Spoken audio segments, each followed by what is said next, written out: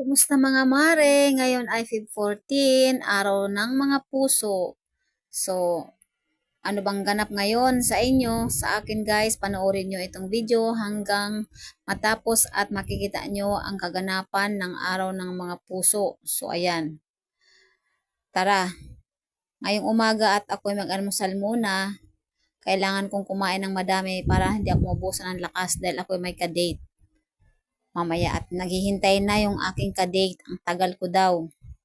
So, kailangan kumain ng marami. Kaya kayo, kumain kayo ng marami, baka maubusan kayo ng lakas sa inyong ka-date mamaya. Kaya ako kumain ako ng gulay. Sari-saring gulay at may pritong isda. Yan, para hindi ako maubusan ng lakas. Kaya yan, gulay ang kinain ko. Oh, di ba guys? So, ayan kamare. Samahan nyo ako mag-almusal. Dahil ako ay may ka-date mamaya at hinihintay na ako ng aking ka-date. So, bilis-bilisan ko na. So, ito na. Charan! Yun ang aking ka-date today. Kanina pa yan naghihintay sa akin, guys. Ayan.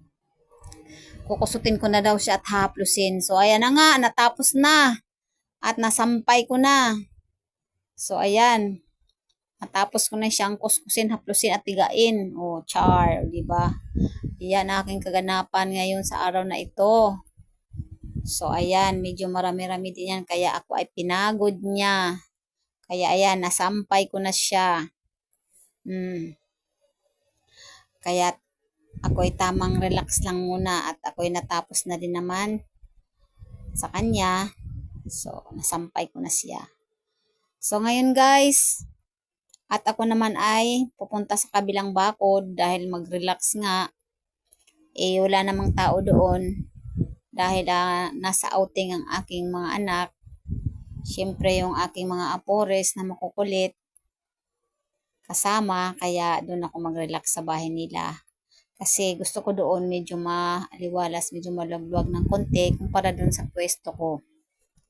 Kaya naman, yan, samahan niyo ako sa aking kaganapan ngayong araw ng mga puso. So, ayan, nandito na tayo guys sa kabilang bakod. At medyo makapag-relax ako dito dahil tahimik nga. Wala dito yung aking mga apores. Kaya pansamantala muna ako ngayon dito mag-relaxing. Oh, dahil ako ay napagod talaga sobra kanina sa aking ka-date. Oh, kayo mga mare, hindi lang naman porket February 14 ay araw ng mga puso, ang araw-arawin natin ang pag-ibig. Oh, araw-araw ay pag-ibig mga mare. Kaya spread love tayo mga kamarikoy, kamarikicks dyan. Oh, ako ay dito lang paikot-ikot sa aking bakod dahil nga isa lang ako ngayon.